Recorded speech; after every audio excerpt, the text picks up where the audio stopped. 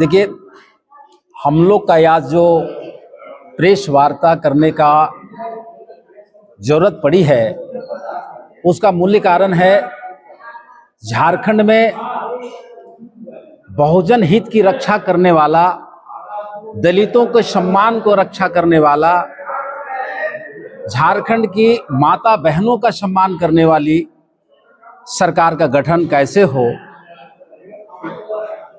और इस चुनावी माहौल में जो हम सोशल एक्टिविस्ट हैं, हमें किस तरह से अपना भूमिका निभाना चाहिए, इस बात पर हम लोग घोषणा करने के लिए आपके माध्यम से हम लोग यहाँ इकट्ठा हुए हैं। और हम लोगों ने यह निर्णय लिया है कि फिर से झारखंड में हेमंत सोरेन की सरकार प्रचंड बहुमत लेकर आए और उनके नेतृत्व में सरकार चले। इसके लिए झरिया से जो महागठबंधन की प्रत्याशी तय की गई हैं, हम तमाम गणतंत्र समूह के लोग पूरे तन मन धन से, पूरी एनर्जी के साथ, ऐसा नहीं कि आज प्रेस कॉन्फ्रेंस कर रहे तो कल से लगेंगे, हम लोग महीनों भर से लगे हैं। सिर्फ आपके माध्यम से ये बताना चाहते हैं कि हम लोग अभी उनके साथ खड़े हैं कंधा से कंधा मिलाकर, और इन्हें जिताने के लिए जितनी भी आवश्यकता पड़ेगी बूथों पर हम लोग काम करने का, उन्हें जिताने का प्रयास करेंगे, कोशिश करेंगे। और ये जीत बिल्कुल 16 आना निश्चित है। महागठबंधन की जीत झरिया में होगी, ये किसी भी कीमत पे हारने नहीं जा रही, क्योंकि बहुजनों ने पूरी तरह से निर्णय ले चुका है कि हमें फिर से हेमंत सोरेन की सरकार झारखंड में बनानी है। उसके लिए गणतंत्र समूह जो पिछले 5 सालों से झरिया विधानसभा के अंदर में कुल 346 बूथों पर 11 वार्डों में गहन तरीके से समूह का एक मजबूत स्थिति में लाने का काम किया है। और हम प्रत्येक बूथ पर हम जवाब देने में सक्षम हैं। प्रत्येक बूथ पर हमारे साथी, गणतंत्र के साथी, गणतंत्र के समर्थक हेमंत सोरेन के साथ खड़ा है। प्रचंड बहुमत के साथ यहाँ से हमारा जो महागठबंधन की प्रत्याशी है विजय घोषित होगी। ये बताने के लिए आपसे हम लोग आज यहाँ बैठे हैं और यही आपसे हम कहना चाहते हैं। वर्तमान जो विधायक हमारी हैं, इनको समय तो बहुत कम मिला, क्योंकि इनके बनते ही कोरोना लगा। 2.5 साल का वक्त मिला। 2.5 साल में जितना काम झरिया में 77 से लेकर अब तक नहीं हुआ था झरिया में। 1977 से जिस घराने के लोग सत्ता पे बैठे थे झरिया में, उन्होंने झरिया का 1 इंच भी कोई काम करने का नहीं प्रयास किया।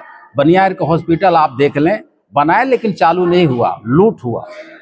राजा तालाब 17 बार टेंडर हुआ, 17 बार ठेकेदार बदली किए, 17 बार ठेकेदारों का पैसा लूटा गया, ठेकेदार लूटा पैसा योजना का, तालाब कंप्लीट नहीं हुआ। आपका मोहरी बांध से लेकर करके गोलकडीह का सड़क इतनी जर्जर अवस्था में थी, 77 से लेकर के आज तक लगता था सड़क प्रोजेक्ट बन गया। ये तमाम काम कम समय में पूर्णिमा नीरज सिंह ने बखूबी करने का उनको क्रेडिट जाता है कि उन्होंने झरिया में आरएसपी को लाने का काम किया, झरिया में फिर से स्वास्थ्य केंद्र बनाने का काम किया और बहुत सुंदर सड़क बनाया।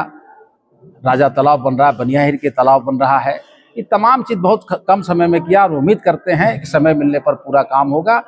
थोड़ा बहुत जो झरिया का जो सबसे बड़ी समस्या है, झरिया का स्थिरता का, झरिया का सुरक्षा का, झरिया में अप्राकृतिक ढंग से बनाए जा रहे पहाड़ों के कारण जो पर्यावरण पर उसका दुष्प्रभाव पड़ रहा है, हम नेक्स्ट चुनाव में आपके माध्यम से पूर्णिमा सिंह से और गठबंधन के प्रत्याशी से यही निवेदन करेंगे कि इस बार का जो सेशन में आप जीत करके आवे, तो ये तमाम जो पर्यावरण को प्रदूषित करने का काम झरिया में हो रहा है, इसके खिलाफ जोरदार मुहिम चलाएं। गणतंत्र समूह इसके लिए निरंतर लड़ाई में है। आउटसोर्सिंग के बेलगाम रवैये के कारण, उनके गोलीबारी नीति के कारण यहाँ जो दलित शोषितों के ऊपर में जो गोली बम चलाए जाते हैं, इसका मुकम्मल जवाब दें।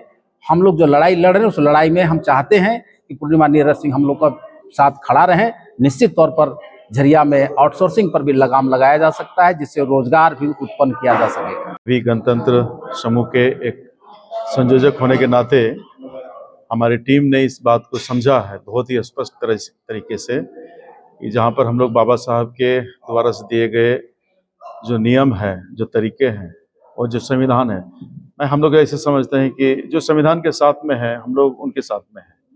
और अभी तक जो सब लोगों को लेके चलने की जो बात रही है, उसमें हम देखते हैं कि हमारे ही विचारधाराओं को लेकर अब तक जितने भी प्रत्याशी आज मैदान में हैं, उनमें से ये इनकी अग्रणी भूमिका है। और इसलिए हम लोगों ने तय किया है कि हम लोग अपना मतदान इधर उधर नहीं करके, जो कम से कम वो साथी हैं जो संविधान के पक्ष में हैं और हमारे सभी प्रकार के लोगों को लेकर के चलने की जो विचारधारा है, हम उस विचारधारा के साथ में होना ही चाहिए। एक सवाल आप, ये हमारी एक चुनौती है, हम जैसे गणतंत्र समूह के लिए एक चुनौती है कि आपकी नजरें किधर है। अगर आपके कानों में इस तरह की वाणी आ रही है तो निश्चित रूप से ये समझना चाहिए कि वे लोग आपस में जिसको एक साथ लेके चल रहे हैं, उनके बीच में ही एक मत नहीं है, दो अलग अलग विचारधाराएं लेके चल रहे हैं। तो ये बातें सुनने के बाद में हम लोगों को तय करना है कि हमें कहाँ पर चलना है, किसका समर्थन करना होगा। ये बात बहुत ही सहज हो जाता है हमारे लिए। समूह के समाज सेवियों के द्वारा जो आज समर्थन दिया गया जी, तो क्या कुछ उम्मीदें हैं वर्तमान जो इंडिया गठबंधन की प्रत्याशी है उनसे? जी बिल्कुल उम्मीद है, और ये उम्मीद हम डरा धमका के नहीं, एक साथी बन करके हम उनके साथ में रखेंगे। और ये केवल मतदान देने के ही तक सीमित नहीं रहेगा, लेकिन आगे की बात में उनके साथ में भी रहेंगे। और हमारे जो क्षेत्र में जितने भी गणतंत्र समूह के कार्यकर्ता जिन जिन क्षेत्रों में हम लोग इसका शुरुआती कदम बढ़ाएंगे, उसमें से उन सारी कमी घटियों को हम लोग दिखाने का काम करेंगे। एरिया के मुद्दों पे क्या कुछ कहेंगे? एरिया में जैसे डेफिनेटली इस विषय पर हम लोग सक्रिय कार्यकर्ता न केवल इतना ही मुद्दे पर, परंतु जितने भी हमारे समक्ष नए नए मुद्दे खड़े भी होंगे, उनका हम लोग डट करके उनको चिन्हित करेंगे और उसको कैसे सॉल्यूशन करेंगे, विचार विमर्श करके एक सही सकारात्मक कदम बढ़ाने का काम करेंगे। सर, ये जज्बा के साथ में हम लोग साथ में आगे चल रहे हैं। समर्थन? जी बिल्कुल। मेरा नाम राजेंद्र अजवार है सर।